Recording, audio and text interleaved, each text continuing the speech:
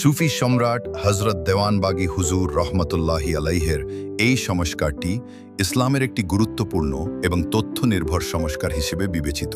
অনেক মুসলিম সমাজে যে দীর্ঘকাল ধরে একটি প্রচলিত ধারণা ছিল যে পবিত্র কুরআনের মোট আয়াত সংখ্যা ৬,৬৬৬টি। তবে তিনি আধুনিক গণনা ও প্রমাণের ভিত্তিতে বিষয়টি স্পষ্ট করেছেন। তথ্যের সঠিকতা ও স্বচ্ছতা।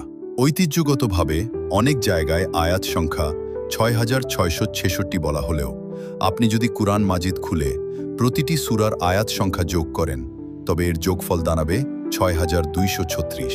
হজরত দেওয়ানবাগী হুজুর এই বিষয়টি সাধারণ মানুষের সামনে তুলে ধরেছেন যাতে ধর্মের তথ্যের ক্ষেত্রে কোনো অস্পষ্টতা বা ভুল ধারণা না থাকে। সংস্কারের উদ্দেশ্য। হজরত দেওয়ানবাগী হুজুরের এই সংস্কারের মূল উদ্দেশ্য ছিল ঈমান ও আমলের ভিত্তি হতে হবে সত্য এবং নির্ভুল তথ্যের ওপর। ভ্রান্তি দূর করা।